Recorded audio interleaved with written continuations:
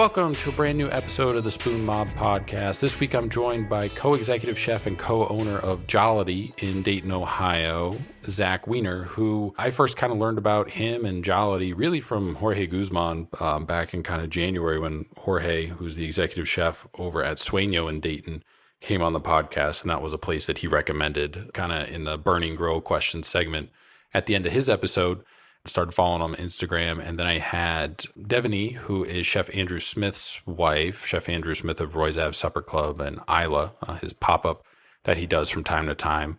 She reached out to me on Instagram, as she does every once in a while, because she's awesome and does a whole bunch of stuff with plants and everything too as well. So sometimes we shoot her questions. But she reached out and said, hey, go check this place out. It's an awesome restaurant. And it was kind of already on our radar, and that kind of reaffirmed it. So we're like, all right, we gotta definitely make it out there. And then we went to the Veritas Rue pop-up dinner that they did, the first one at Rue. We were supposed to go to the second one, but we wound up in the hospital, so we weren't able to go to that one.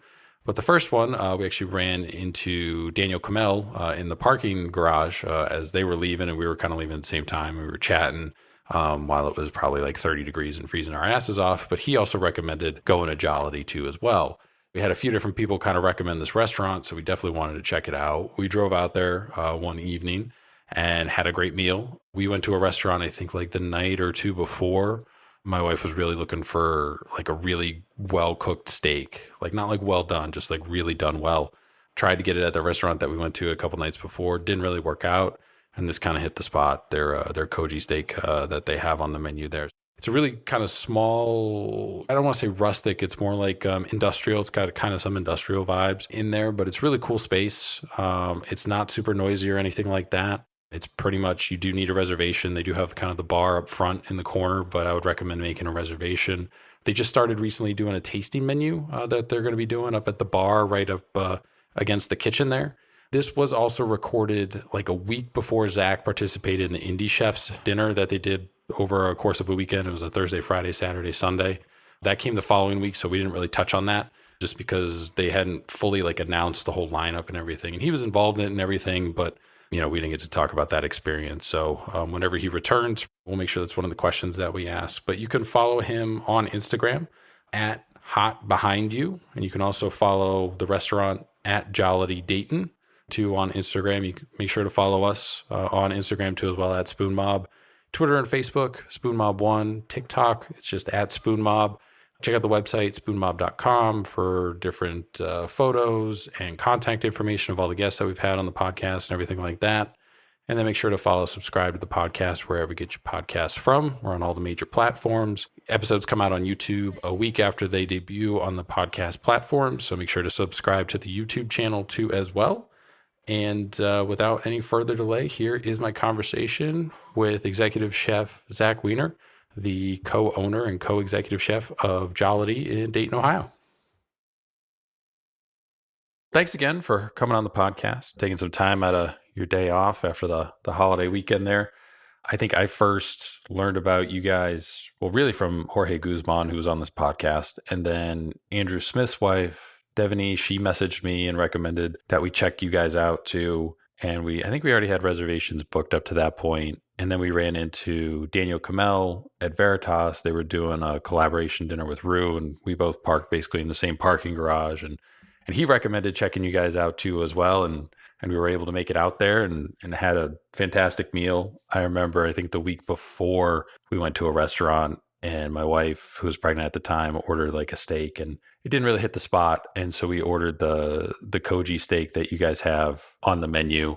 She was like, this is what I wanted last week. So it was a fantastic time. And it's always cool to find, new restaurants outside of, where we live here in Columbus. But, I want to get to kind of Jollity and how you guys got everything started and everything. I like to start always at the beginning of kind of your career. How did you first get involved with cooking and wanting to become a chef? I mean, you're originally from Dayton, I think, right? Yeah, my parents were military, so we moved around quite a bit, but I've been here since I was probably 13 years old, I think is how long I've lived in Dayton, and then born and raised and proud. Was that because of the Air Force Base there, right, Pat? Yeah, so we moved from Nevada. We lived in Carson City for a while, and then we moved back to Virginia near Langley Air Force Base. And then my dad retired out of the military, and we were just trying to figure out where we want to go. And by we, I mean my parents. I was a child, and they decided they wanted to move back here. My mom's from a little town outside of Dayton called West Alexandria. So it was close to where she grew up, and just kept moving closer and moving closer. And then after my dad passed away, my mom found a house in Dayton, and we've lived here ever since. So how did you first get involved with cooking? Was it just job in high school, only job you could get at 14, or how did all that start? So it was kind of out of necessity for me at first. As I mentioned before, my dad passed away whenever I was fairly young, and my mom handled it how she handled it. There were times where we would, not have convenience food in the house anymore, which we never really had a lot of growing up. But you can only make so many pizzas, and you can only eat so many microwave burritos before you run out, especially when there's three kids and two of them are to eat a lot. Kind of just became, okay, well, mom's gone right now. I'll figure out what to cook for dinner. And we ate a lot of tacos nonetheless. And, it was a chore at first. It wasn't something that I enjoyed doing. But the more I had to do it, the more fun it became. Like, I was never the best student. I was never good at sports. I was never a musician. I'm not a good artist by any means. And so this was the thing where I was just like, oh, like, I enjoy this. Cinnamon's a giant joke in my house because when I started messing around and figuring out how to cook dinner at 14, I put cinnamon in everything and thought that I was the coolest person in the whole entire world. Cinnamon fitted tacos, cinnamon whatever, brownies, whatever I could put it in. So my sister and my brother are both in the industry as well, so anytime we're all together, that is the constant joke for them. Should we put any cinnamon in anything today? No, guys, I did not. After that, I started going to a different school because we relocated to a downtown Dayton area, and I was not doing what I was supposed to. I was skipping a lot of school, making the wrong friends, this and that. And my mom decided that something had to change. And so she kind of was poking around and found Miami Valley Career Technology Center, which is in Clayton. She encouraged me to seek out something to do there on the culinary arts program. And initially I was denied. The class was full, and my mom somehow did what she did and got me into this career tech school. And that's history since then. I've never done anything else. I've never wanted to do anything else. I was just captivated by what food is and what you can do and how you can constantly manipulate things to kind of get the individual palate or person. So I started there, and I've never stopped, and I had no plan to.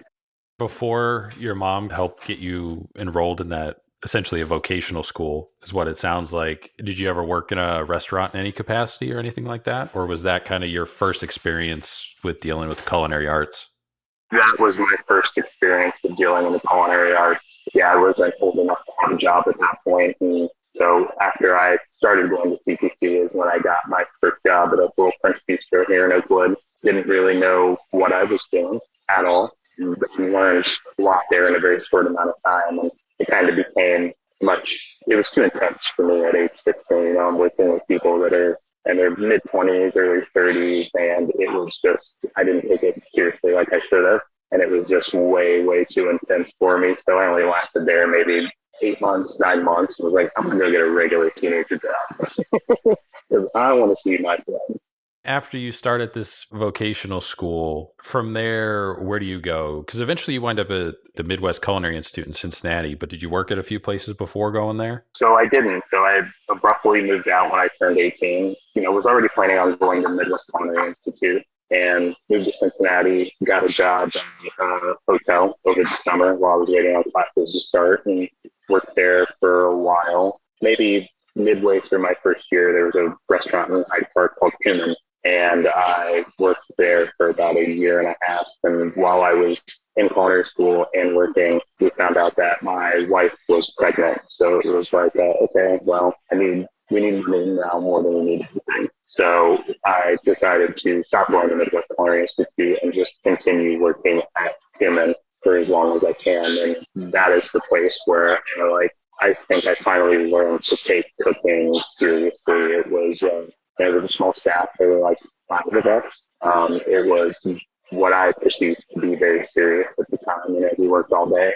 We weren't all night. There was no calling off. There was no leaving early. There was no anything like that because you were relied on to be there. And it was, right around the time of the like molecular astronomy craze that happened in the mid 2000s. So there was a lot of that. So on top of, learning how to precisely on a line, I was also learning all of the science that was behind food and, kind of what made things do what. And it was less about, replacing this with this chemical or adding this chemical, and just more about how, proteins interact when turn into sugars and all of the real science behind it.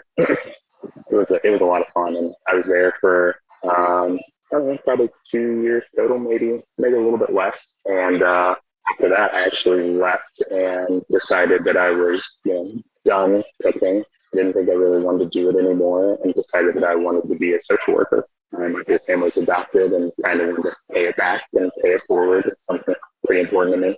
And I started going to school to be a social worker, and that lasted about 6 months, and it broke me. I did a weekend internship at social services downtown in Cincinnati, and it was just like, nope, I am not strong enough to do something like this at all. So back to the culinary industry I went, and so I floated a couple different places. Like I worked in healthcare for maybe 2 years, just trying to figure out what I wanted to do with my life and how I wanted to cook, and trying to spend as much time with my wife and daughter as I possibly could at the time. And I was miserable. That was like the most miserable time of my entire life, because you are just opening stuff and, trying to make people happy, which is, I think, the most important part of this industry, but it's hard to when they are not cognizant and, you can't cook the food you want to, I guess is the easiest way to put it. But, spent 2 years trying to make residents happy, and left there because I was so miserable, like I said, and then started working at a little farm-to-table restaurant back in Dayton. We moved back so my wife could go to the University of Dayton and finish her degree, and so just worked my way through some restaurants here. And yeah, that was great. It was called Olive and Urban Diner, and it was an awesome restaurant. It was also very, very small. I have this thing about working with very small teams, I suppose, and there was like 9 of us maybe, and it was intense. We do 100 covers on the weekend, 115 covers on the weekend. The restaurant sat 28 people. And we did everything, 100% everything from scratch. And, that's where I first got to start actually working with true local farmers. Like, people would pull up in trucks and you're unloading turnips and carrots and leeks and stuff out of the back of their farmer's truck, and away they go. And we're processing it all. The space was so small, it had to all be done the moment it walked in the door. So, yeah. So going back to culinary school real quick for a minute, was there anything that was enticing for you to go to the Midwest Culinary Institute, or was it just affordability and location? What kind of made sense for that school versus, some of the others? I know there's a couple in Pittsburgh, Chicago, obviously, the ones in New York, but those are all probably super expensive. I think I was a little bit jaded whenever I pitched, because I had applied at the Culinary Institute of America. I was accepted, and then I was denied financial aid. And so, I come from just a very normal family, and we weren't well-to-do or anything like that. And there was no way that mom could pay for it. And there was no way that they were going to approve student loans for that much money. So, that kind of like bolstered my dreams a little bit and just took me down a peg. So it was either stay in Dayton and go to the community college here, which has a culinary program, or at least move out of the city. And I decided to move out of the city. I ask this to everybody. If someone in your kitchen now came up to you and just said, hey, I'm super passionate about becoming a chef, owning a restaurant of my own one day, do you think I should go to culinary school? What would you tell them? I tell them to be a dishwasher first if they've never worked in a kitchen. It is always my first answer, is like wash dishes and watch people cook online, and just kind of go from there. Because, one of the major reasons that I stopped going to culinary school was that I was learning more in the restaurant that I was working at a faster pace, and also being compensated for it, than I was waking up and going to school every day for 6 hours. Not to say it's not for everybody. Like, some people learn better from sitting.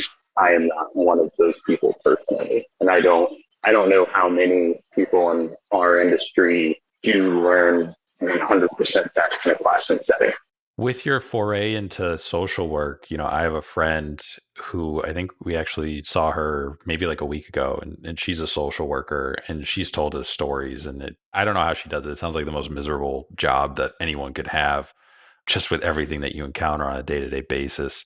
But with your kind of foray into that, when did you realize, yeah, this is not for me? I want to go back into cooking, which is also, another industry where people kind of fall into and they almost don't know how to get out of in a way, just like social work. So for me, it was too heavy for me. Like I think I would consider myself a pretty empathetic person, and you're experiencing all of these kids. Like I love children. I always have. I always will. I have two of my own. And I'm an uncle to out, but I love them, and I want to see everyone happy, and I especially want to see children happy. And to just be in that environment for a single weekend where you just hear heartbreak after heartbreak, and you see, dirty clothes, and kids are hungry and crying because they miss their parents. They don't understand what's going on. I think it was too heavy of a thing for me to bear personally. I didn't do it, and I knew that weekend. I was just like, no, there is no way. There is no way I'm going to make it through this in one piece. Where do you go after that? After Olive, I bounced around just a little bit. I, helped work in a catering place for a little bit because Olive unfortunately closed. One of the owners passed away, and they just kind of figured it was best to, in the spirit of the restaurant, and try to carry it on. And so Olive closes, and I just kind of bounced around a couple places. So I helped out in a catering place because I'd never worked in that field before, and was just kind of looking to do something different and kind of understand the industry as a whole. And then after that, I ended up at a restaurant called Rue de Main for chef and attorney. And that was a blast. That was my favorite job I've ever had. How did you wind up there? Was it just kind of apply and they needed people, or did you know somebody that kind of hooked you up? No, it was luck, and it was honestly because of my wife. So she encouraged me. I'd always wanted to work there. So Anne is the only person in our area that has ever won a James Beard Award, and she won that for her restaurant in New Orleans, the hairstyle, and just before Rue de Main, before she relocated. And I believe she won 2 James Beard Awards there, maybe just one.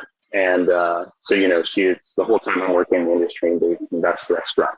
That's the hockey that you want to work at because the standards are so high, and that's just where all the line cooks wanted to be. And it's not like there's it's a decent sized city, but it's not like there's a million restaurants to choose from to where you want to work. So when you hear something like that, it's very, very enticing. So I was looking for a new job at this time, so I was still just trying to figure it out, and I had always wanted to work there. And my wife was just like, "Go apply," and I'm like, "I can't. I'm like, there's no way they're going to take me." And I have this range of credentials, or I could do this, I could do this as well as them, or this or that. And she's like, "Well, how are you going to learn unless you actually go apply?" And she's like, "Just go be a line cook. Just go do it."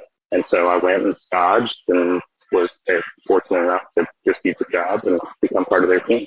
After that, you kind of start eventually working on the concept of Jollity. So how did you first meet, your partners, Brendan Miller, Nathan Heel? We all went to the same vocational school, but at different teams. So Nathan was Brendan's senior in high school. Brendan was in class and friends with my wife, and then I am 2 years younger than Brendan and 3 years younger than Nathan. So what ended up happening was a different friend of ours ended up becoming the culinary instructor for CPC. And she invited us all to come judge the high school culinary competition. And we just kind of started hanging out then. I mean, I'd spent the time with Brendan in the past, and I had run into Nathan in the past, but we'd never actually spent any time together. So, we're all judging competition. We're all decided to kind of just go out and hang out afterwards. And then things just kind of progressed and snowballed, and we've never stopped seeing each other. Judging a high school culinary competition, how do you approach that? Because you want to give honest, critical feedback, but you also don't want to crush anybody's dreams, right? How do you navigate all that? It was strange. I think for me personally, it was trying to remember what it was like being on the other side of that judgment. I did culinary competition both years, my junior and senior year of high school, and just trying to be gentle. Like I said, I like kids. I'm good with them. It doesn't matter whether they're old or young. There's a certain way that you treat children, I believe, and even in this day and age, and even in this industry, I still believe there's a certain way that you have to treat culinary kids because we don't want to discourage them, right? Like we've always needed people to be in this industry. I think we're seeing that now more than ever. So you just try to encourage them, but you're also as polite and critical as you can be. I think is important. You, Brendan, and Nathan all started eventually doing pop-ups 2014 all the way back to kind of the first one. What was the most beneficial thing about kind of those dinners that you guys were doing? Was it just at that point you guys messing around, see if everything kind of vibed, or did you already all kind of, yeah, we want to open our own restaurant. This is how we kind of get to that point? No, I think that I think at the very first pop up, we just wanted to do something different. Like the restaurants in Dayton at the time were all very much the same, not the same, they were all very similar. The menu sets were very, very similar. The service styles were very, very similar. There wasn't a lot of experimentation. And so, Brendan is a Johnson Wales graduate from North Carolina and very well traveled, and in my time in Cincinnati, and I'm very well traveled, and Nathan is also very well traveled. So we all have our different food experiences, and we were all, I think, just wanting to stretch and just do something a little bit different than the normal services that we had been doing over and over and over and over and over again, and felt like we maybe had the skill set at this point to kind of like grow and do it ourselves. Looking back on all the series of pop-up dinners you guys did, is there anything that you can kind of point to where you're like, oh, this is where the concept of Jollity really started to form? I honestly probably the first one, if I had to guess, and not in the way where, the concept of the food formed that way, but the concept of our brand and how we treat each other. Like, Jollity means a lively and cheerful activity or celebration. And that very first pop up, everyone was just happy. And it was small. And I'm sure it probably wasn't the best food because it was, 8 years ago at this point. We've grown so much since then. But everyone left that pop up very, very happy. And because we tried to do things that people weren't doing here. And I think that kind of is what really formed Jollity. We realized that is the most important thing, is to just, have fun and be serious and take yourself seriously and treat everything with respect, from the plates to the people to the food. But also you got to have fun while you're doing it. If not, what's the point? Did you guys only do pop-ups around the Dayton area, or did you guys branch into Cincinnati, which is about an hour away? Columbus here is an hour away, or was it just strictly Dayton? We mostly did them in Dayton. We did one pop-up at a restaurant in Cincinnati called Safe the Beast. A very good friend of ours was working there at the time as I want to say chef de cuisine, but it also might have been sous chef. And, he was helping us to do all the pop-ups at the time. And talked to the chef owner, Jeremy, there, and they were kind enough to let us do a pop-up on a Sunday at their spot. And I think I was really the only one outside of Dayton. And Brendan and Nathan, they're both from Dayton too, right? That is correct, yeah. Is that kind of the reason why you guys always settled on Dayton and never wanted to do anything, open a restaurant in Cincinnati, which is as you guys are doing all the pop-ups, a more thriving restaurant market versus Dayton, which, like you said, a lot of the restaurants were similar up until a year or two ago, where things have really started to seem like they were changing in the Dayton food scene? Yeah. Yeah, I think part of it was, it's because we're all from here. It made sense also to do it here. On top of everything else, it's cheap to open a restaurant in Dayton comparatively. It's not cheap to open a restaurant anywhere, I suppose, but comparatively, it is much more affordable to do something like that here, and the market is good. Like it's, people eat out here a lot. There's, while there are many similar restaurants, there's still quite a bit of restaurants for the population that we have. And you can go to them on Tuesday, Wednesday, Thursday, and odds are they're going to be close to full. So, we decided that this was going to kind of be the best place. And growing up here and just, cooking the same kind of food in each individual restaurant that we all worked in, we wanted to be able to offer more. And our thought process going into it was that if, we are kind of tired of driving to Cincinnati, Columbus, Cleveland, Detroit, because we always travel and eat together. It's like one of the foundations of our friendship. Like we thought that if we were tired of doing that to have this kind of different experience, then other people also had to be tired of doing that to have a different experience. So we decided this was just going to be kind of where we plant our flag and see what happens. How long did it take you guys to find the space that you're in now, which is in the Fireblocks district, which is a relatively recently renovated area of Dayton? We probably looked for 2, maybe 3 years before we kind of found what we thought was going to be the perfect space. With the space you guys are in now, how much construction did you guys have to do, or was that already kind of part of the revitalization of that area of downtown where you didn't really have to do too much?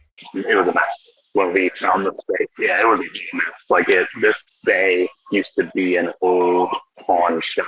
And I mean, it was like no one had been in here since they locked the doors, and maybe some people broke in and forced some stuff down. But yeah, it was a disaster. We built it from the ground up.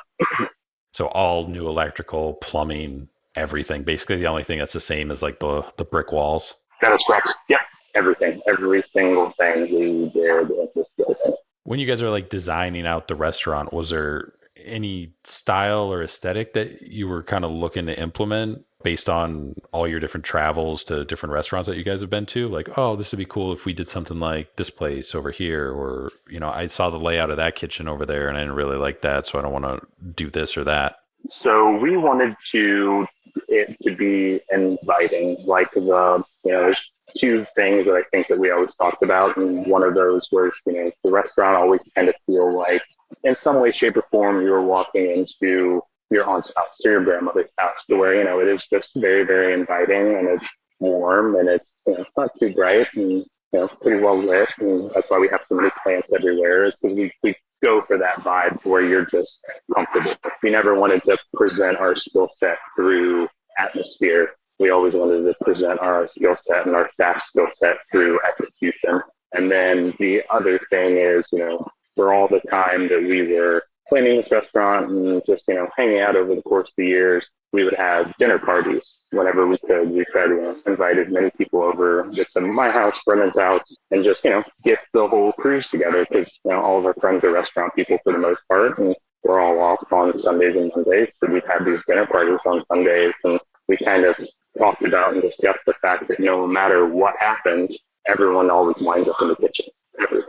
It could be the smallest kitchen in the world, and 25 people are going to cram themselves in that kitchen and just kind of hang out and talk. Even if there's no food being cooked, apparently, I think it's just kind of where our circle of friends naturally migrates to a party, and probably many other circle of friends too. So that was one of the other big reasons for, this open kitchen concept, is we want you to be in our kitchen.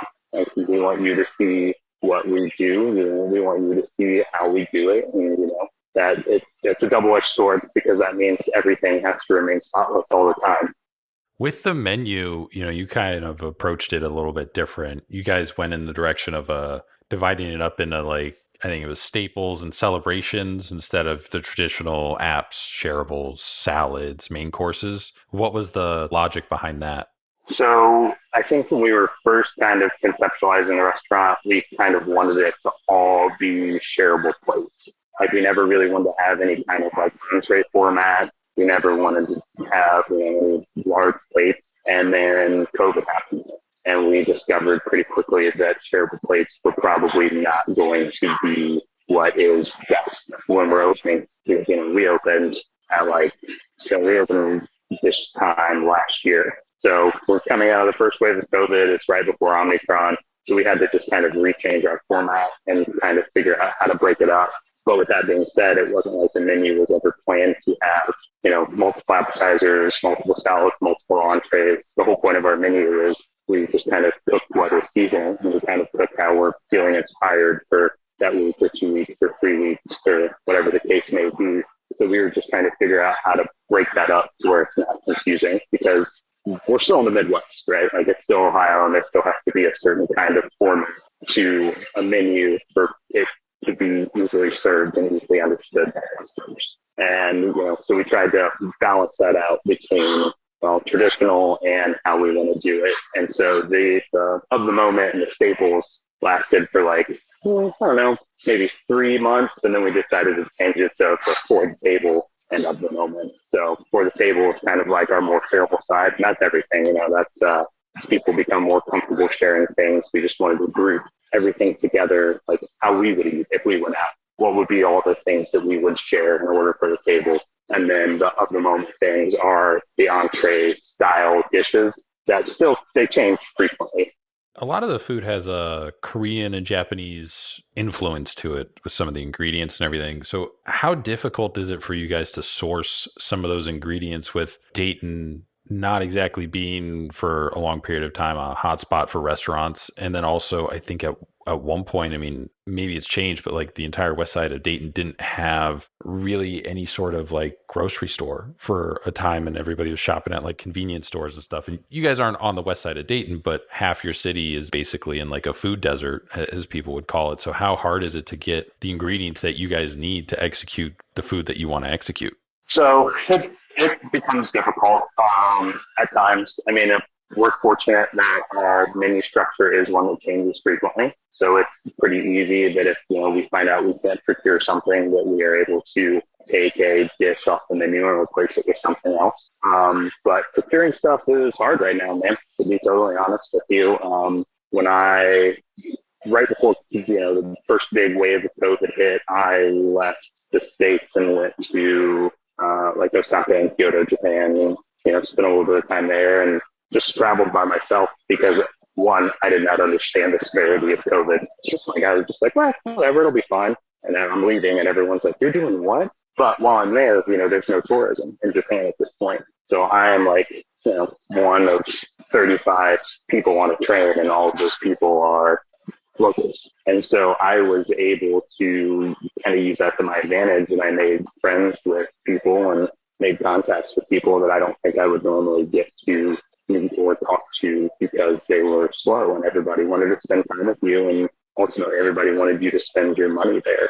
So I was able to make all these contacts with people, whether it be small batch soy producers or small batch miso producers, and we just made friends over a couple of days, and I got their business information. So we're able to procure some stuff from them. We do use a large wine distributor outside of Chicago to get some of our import goods as well. But we just order in bulk. It's unfortunately is what we have to do sometimes. It's like, I might not need 4 cases of grain vinegar that we use, but I'm going to order 4 cases if they have it in stock.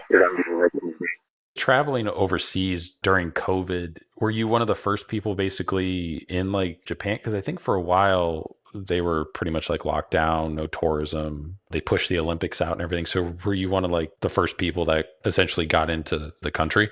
So I was the opposite. I was one of the last people, I think. Yeah, this is this is pre the pandemic hitting and everything shutting down. So I am traveling and I'm just like, wow, this flight is really empty. I'm like one of 18 people on a plane going to Japan, and I'm just like, man, this is crazy. Why is nobody else going to Japan right now? The weather's nice, and this has been my second time going. And the first time I went, it's packed. It's September, it's packed. Everyone's on the plane. We have no leg room, yada yada. And the second time I go, I'm like, no one's here. I get off the plane, the airport's empty. I'm just like, this is really bizarre. What's going on? Like I said, we had, at least for myself, I'm not going to say we as the world, but for myself, I didn't understand the severity of what was and what was going on. But it was an experience that I will never be able to replicate, and one that I am not the slightest bit regretful about. It was so much fun. Were you ever worried about not being able to get back to the U.S. at any point?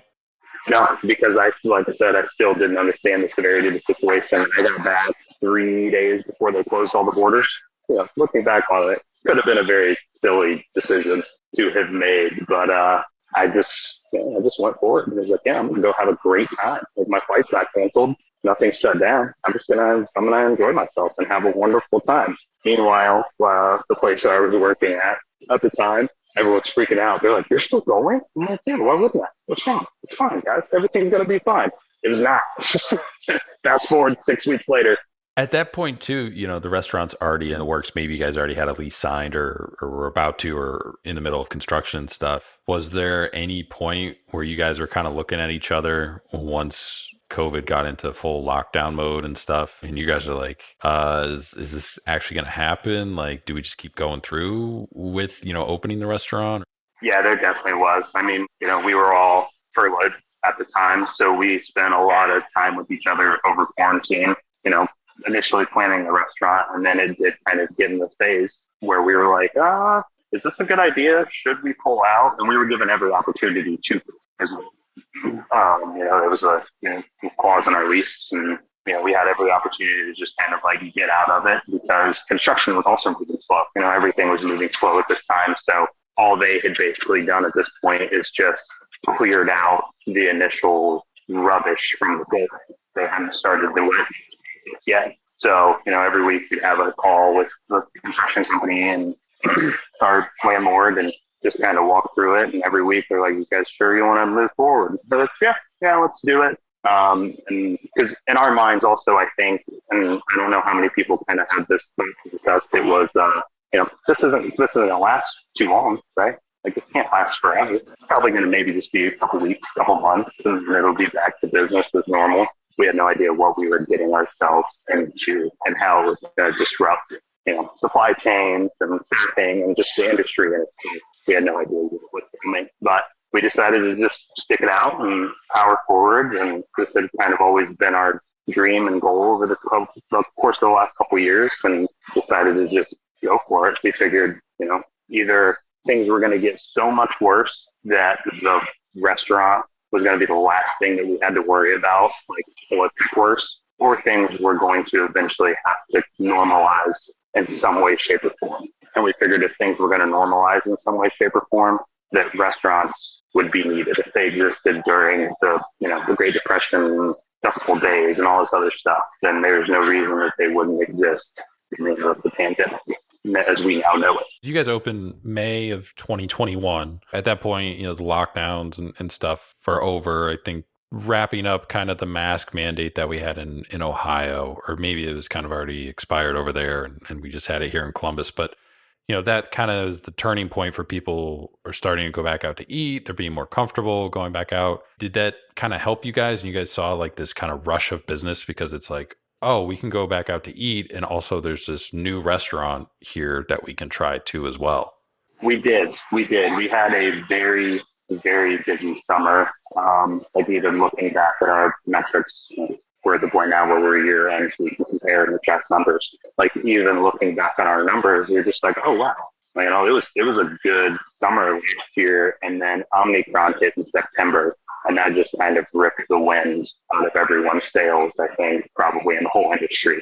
Anyone that lives in a city, I think, where mask mandates were over and everybody's allowed to go back outside and, people are excited to be around each other, even if it's at a distance. I think that when Omicron kind of hit, that it just it really messed everything up because we're just expecting, September's never crazy busy, but it's usually decent business, especially mid to late September has been my experience in this industry.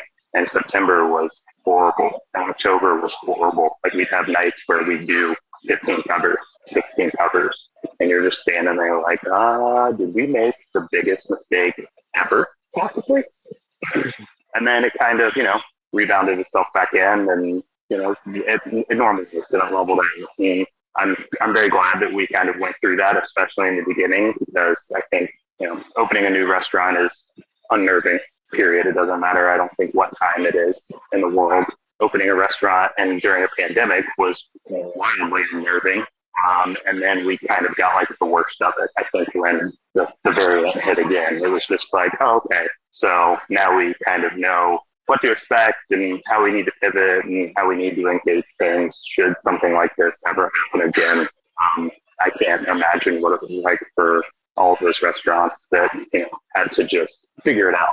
Because we were given the opportunity, watch all the restaurants go through the first wave of COVID and learn what they did and learn how they pivot. And, we got to talk to our peers and our mentors about what they were doing and what was working and what was not. I can't imagine having to go through that part without the information.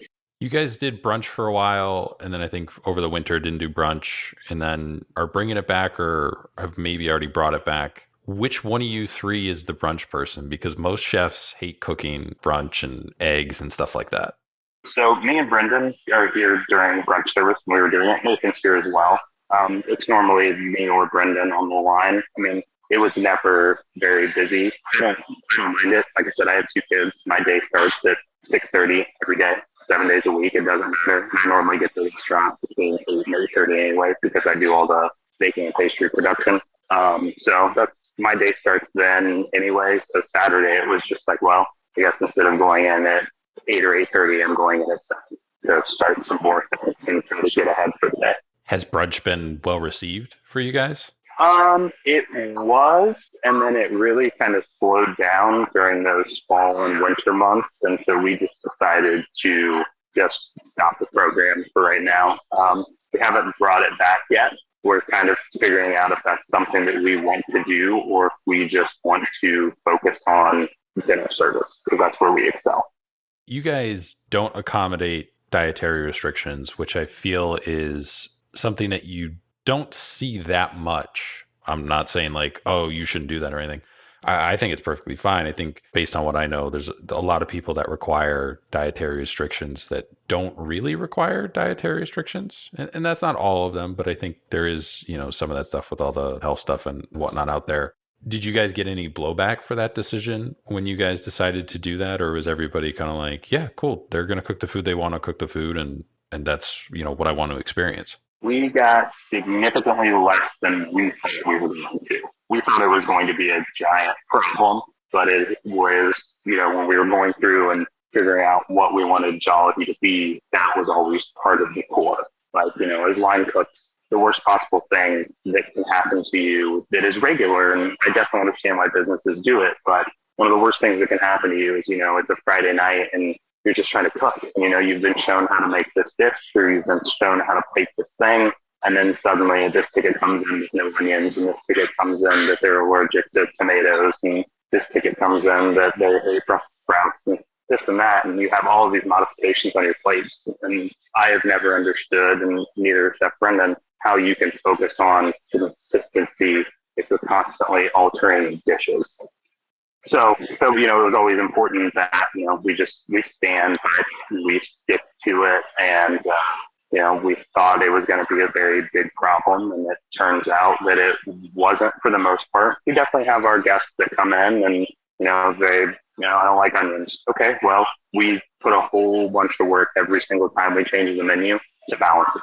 Like, we always ensure there's X amount of gluten-free options, X amount of vegan options, X amount of dairy-free options, the whole shaboodle we focus on constantly. So while trying to constantly balance the food portion of it and ensure that everyone's having a good time, it is important that our staff is, seeing the same dishes and each customer is having the same experience because we really believe in the food that we take all day to prep and then take all night to cook. And, I believe personally for me, it's a disservice to the staff if we're constantly altering dishes. How many times have you been out to dinner with maybe a friend or a peer or something and they order a dish and they say, I don't want any sauce on it. And then it comes out and they're like, this is terrible. And you're like, yeah, yes, it is terrible because you got it without the thing that's supposed to be on it, of course.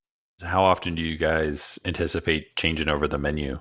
So we change the menu every 2 weeks. We change like 5 to 6 items every 2 weeks. And that's just kind of dependent on what farmers have, kind of what we're feeling inspired by at the moment, which is normally heavily based off of what the farmers have or, what we've kind of pickled and preserved from the last growing season. Or, just kind of like maybe we went and had an amazing meal and we feel inspired by this one particular dish. And, we'll try to figure out what was so inspiring about that dish. And while we would never replicate the dish in itself, we want to, pick up full elements of, different flavors or textures and just kind of make our own dish out of it. So there's not really like there's a math behind changing the menu except for we don't want to cook and serve the same food over and over and over and over again, which there's something to be said about doing that. Like there's something to be said about the consistency of doing that. I've done it my whole life, but we kind of are still just in the phase where we just, we're hungry and we're exploring, and we finally have this space to just kind of play in, and people have received it very, very well. Looking back on the first year of business for you guys, is there anything that you would have done different or would do differently if you had to do it again?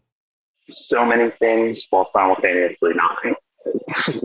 I'm a very big believer in, just owning your choices. And I know Brendan and Nathan are the same. So, we've definitely faltered. We've definitely stumbled. We've definitely dropped the ball a couple times. And we've learned every single time. Like, that's our big thing. It's like, we're going to mess up. We tell the staff, not frequently, but anytime that we do, we tell our staff, we're going to mess up. You guys are going to mess up. That's part of being a person, right? It's human nature. The important thing for us is not making the same mistake twice or three times. Like, learn from it, grow from it, put it in your little mental notebook, and then just don't let it happen again. But I can't think of one particular thing that we would change other than, maybe extending our alcohol bar. That's about the only thing. Very small, and we wish that it was bigger. Is there anything that you guys want to implement going into year 2 that maybe you had on like the idea list when you first opened that you just weren't able to get around to because of different challenges with opening a restaurant? We're working really hard right now to kind of build out a larder. One of the things that we really wanted to do last year was, be able to take fresh Ohio strawberries and serve them in the wintertime, because we pickled them, preserved them, dehydrated them, whatever we did with them. That was something that we've always loved about cooking, and, grew up with pickles and all these kind of different ferments and things like that. So we wanted to do that. We definitely did not have time last year, but now that things have kind of rounded out and settled down and we have to know what we're doing at this point, we kind of have the opportunity at this point to preserve a lot of different things as they come and go out of the growing season. Because I'm sure, as you know, like, 1 week in Ohio, you have strawberries and the next week you don't. Like, it's not like there's super long growing seasons for everything. Being located in Dayton, do you guys feel that you have more freedom and maybe less pressure that coincides with that? Because you are in a smaller food market, so you guys can kind of experiment more versus if you were in Cincinnati or Columbus, Indianapolis, somewhere nearby, a bit larger city where your rent's higher and your food costs are higher and you kind of have to be executing more. I don't want to say on point, but numbers come into play a little bit more than where if you're in Dayton, it's like you have a little bit more of a leeway in kind of experimenting with things. Yeah, no, that is absolutely correct. I mean, that was, one of the big reasons of opening a restaurant here, like we talked about earlier, was the price point of your overhead. The cost of your overhead is significantly lower than what you would have other places, and it does allow us to be a little more experimental. With the other side of that coin is that the customer base wants what they want. So we knew when we opened our doors that we were not going to be the restaurant for everybody. Like, we knew that we were not going to be booked out for a month in advance. We knew all of this. What was important to us was to service the customers that want to be part of this journey at 100%, through food and through service and through beverage. Like, that has always been our focus, and that will continue to be our focus, because there's amazing restaurants in the city that are for everyone.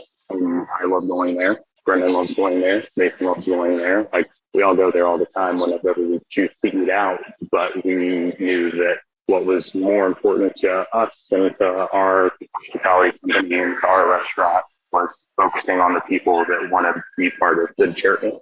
With that being said, do you think more chefs from those neighboring cities will start to look towards Dayton as kind of a future expansion opportunity for their concepts? I hope so. I really, really do, because there's a lot of cool things that happen in the city. There's a lot of very rich history that happens and that has happened in this city. And not to mention that agriculture around us is amazing. Like, some of the best produce that I have ever had, and traveling anywhere in the United States, comes from 20 miles away from our restaurant or 10 miles away from our restaurant, and we use it here. Like, our friends over at Fossil Farms are the best. Like, they grow some of the best produce that you could ever want. They are absolutely amazing. So I hope that, and that's not to say that there aren't similar farms and things like that in other areas, but here you get that kind of like friendship element with your farmers and with your neighbors, and with your customers, and it's wholesome and it's real, and you can touch it.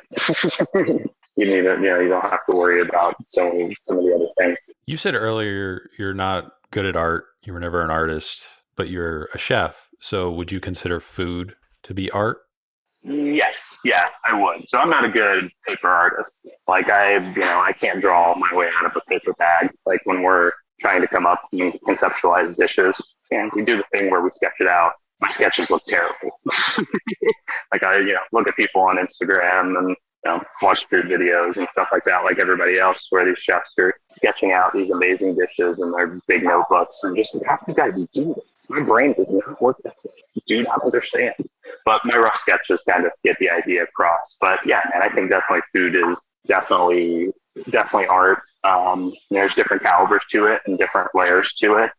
But I think that it is soulful, and I think that it should remain soulful, and it should be beautiful because the product comes to you beautiful. Very rarely do you get ugly pieces of meat. Very rarely do you get ugly pieces of vegetables, and even if you do, they're delicious, and that in itself is also beautiful. How has the food and restaurant industry in Dayton changed since you've been involved? What do you think still needs to change, and where do you see it headed? I think that it's becoming a little more serious now. I think for a long time here in Dayton, the industry was one where it was people that just didn't know what to do. So they got into cooking as a job, and it kind of remained a job for them.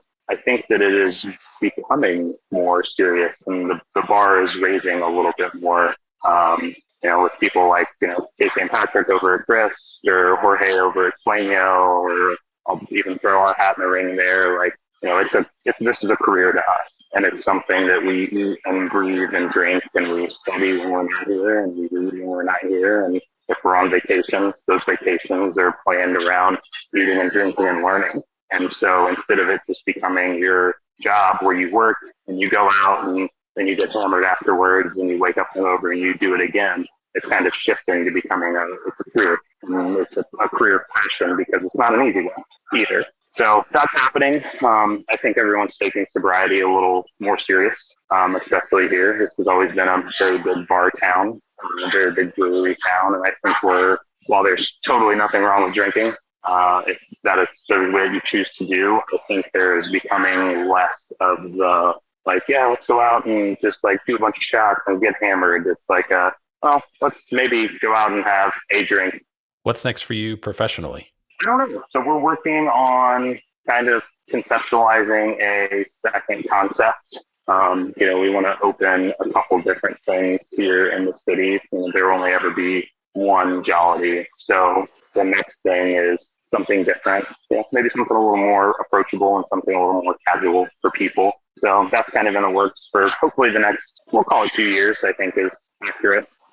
Just kind of planning that. And I just want to, keep learning and keep growing. I'm part of this thing in Columbus next week called Indie Chefs, which is some very amazing chefs from out our region. And we're all cooking, I think it's 3 nights, it's 12 courses. Each night, and it's going to be amazing. So I'm really excited to just kind of like go and be part of this community and hang out and just watch all of these people that I've eaten at the restaurants and otherwise, or have looked up to for a long time, or am seen by their food on the internet. I'm excited to be in the same room with them and to them about how we want to grow the industry and change the industry. Yeah, with Indie Chefs, I mean, that thing's coming up. This will obviously air probably after that, but it's you, Avishar, Matt Hagens, BJ Lieberman, Andrew Smith. There's a whole bunch of people. There's a couple of people from Detroit too as well, and kind of some neighboring states too. So it's kind of like a Columbus State. It's like a 3-night thing where it seems like it's a good kind of industry collaboration event that you guys get to kind of bounce ideas off each other and also just kind of hang out and cook. But yeah, that sounds like a cool thing. And, it's cool that it's coming to Ohio. They've done stuff I think the last one they did was in DC area or Virginia or something like that. This next question comes from previous guest on the podcast, sommelier Taylor Wolf of the Refectory here in Columbus, Ohio. He asks, what's one wine or food region that if you could preserve it so it never changes due to global warming, industrial factory farming, which would it be? I would probably say Osaka, Japan, I think is my place where if I could just like freeze it in time, like the whole Kansai region. Like if I could just freeze the Kansai region in time, I would definitely do that because they have the best of everything that I've ever been a part of, which is, speaks to the flavors that I enjoy and the techniques that I enjoy and the produce I enjoy personally. But it is top tier quality of everything that you could possibly want, even in the most simplest way. What's a question you want to leave behind for the next guest?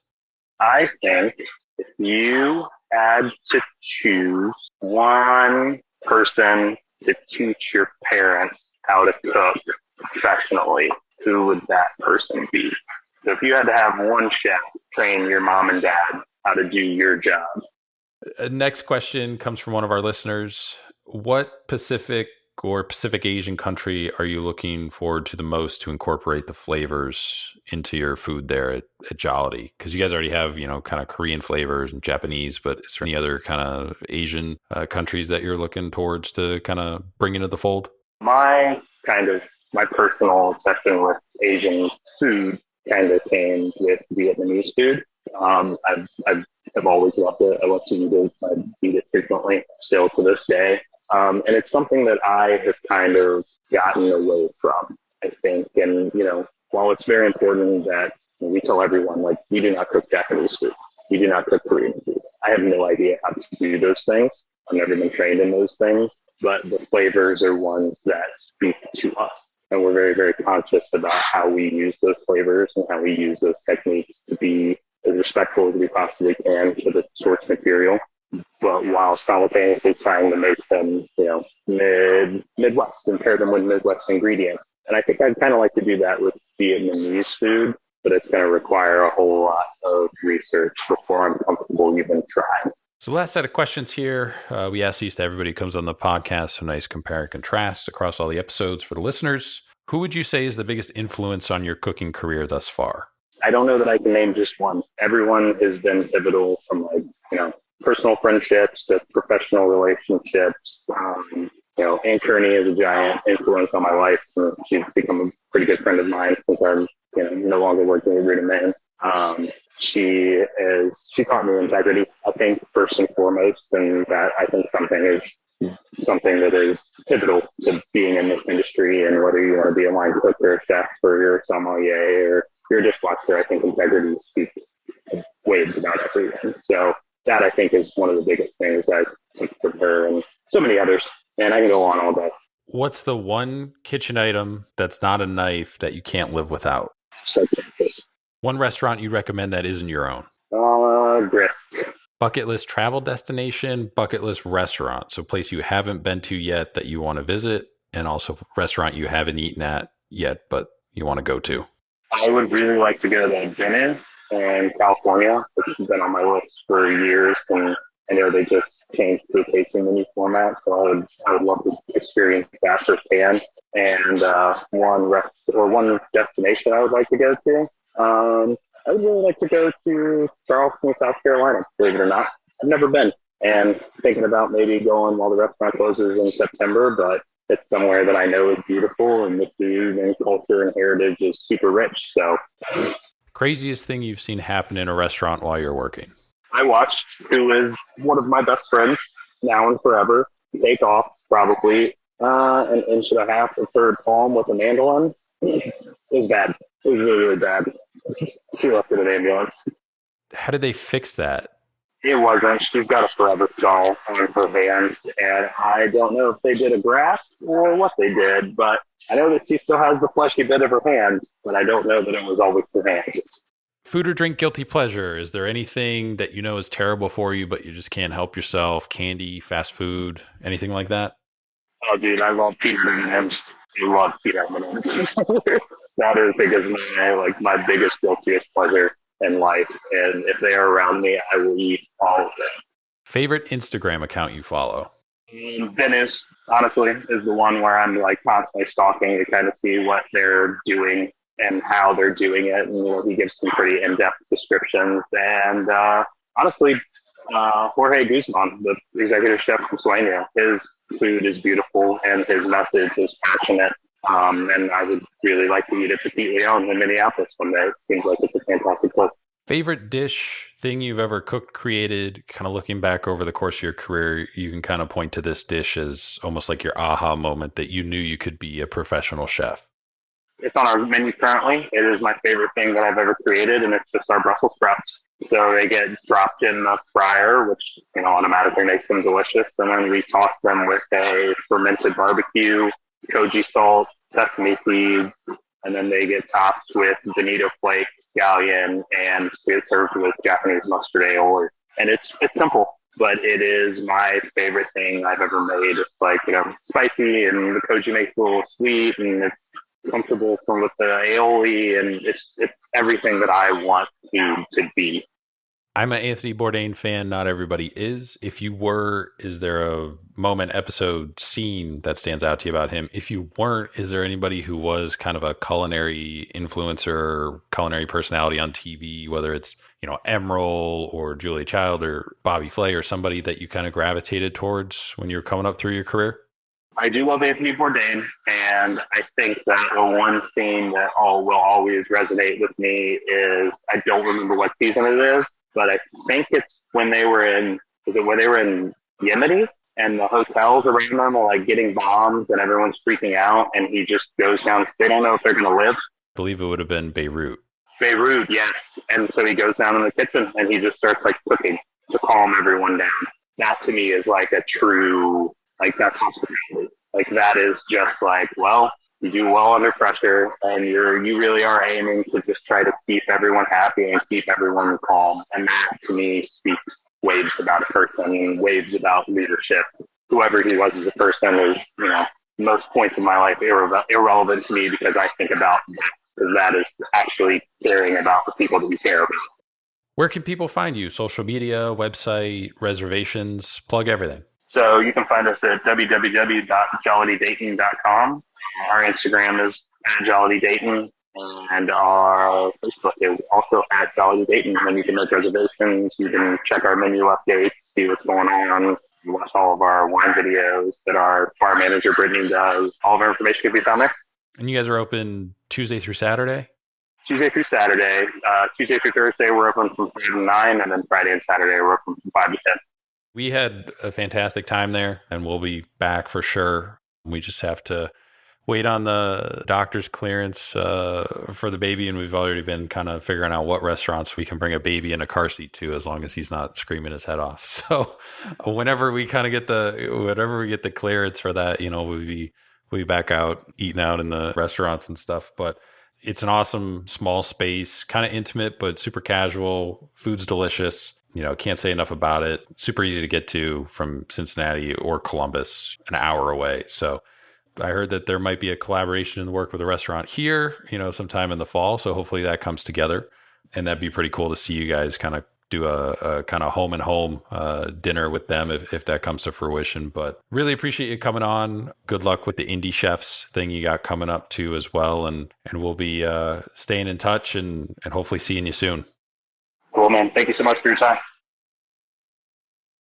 Big thanks again to Zack for coming on the podcast, taking some time out of his morning. Some of the noise you hear in the background is because he did record it at the restaurant, so they're doing some prep and stuff like that. So we clean up the audio as best we can. Sometimes you get a little background noise in there. The Brandon Grassetti episode had that too as well, and there's been a couple others. It just kind of works out, kind of gives a different feel to the episode too as well, as make sure that you guys can still hear everything. So again, follow him on Instagram @HotBehindYou, also @JollityDayton. Follow us on Instagram @SpoonMob. Subscribe to the podcast on whatever platform that you use. Just hit the follow, subscribe button on there, and you get all the new episodes into your feed. We got some mini episodes that we're doing. Those are coming out like Monday, Tuesdays. Brand new episodes continue to come out on Thursdays with brand new guests. Episodes hit YouTube a week after they come out too as well. So you can check out the YouTube channel and subscribe there, and check out the website for any more contact information if you're looking for somebody or need a link to one of the episodes or something like that. Any of the guests, we put all their contact information and a bunch of food photos up there too as well on our Instagram.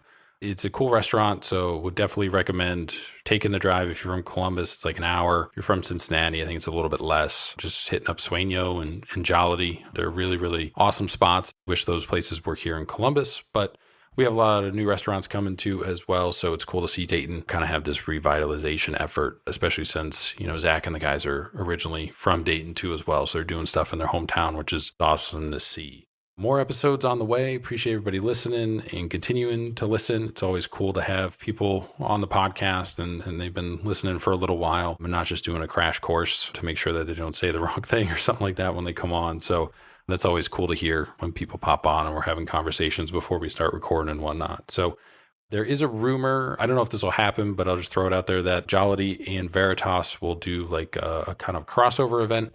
So they'll do like a special dinner at like Veritas and then a couple weeks later do it at Jollity. So that was kind of in the works. So just follow their Instagrams, both those restaurants, and they'll announce it whenever it gets to that point. I think that was supposed to be sometime in the fall, but looking forward to getting back out to Jollity whenever we get a chance. Continue to help spread the word. Appreciate everybody for listening, and we will talk to you guys next week.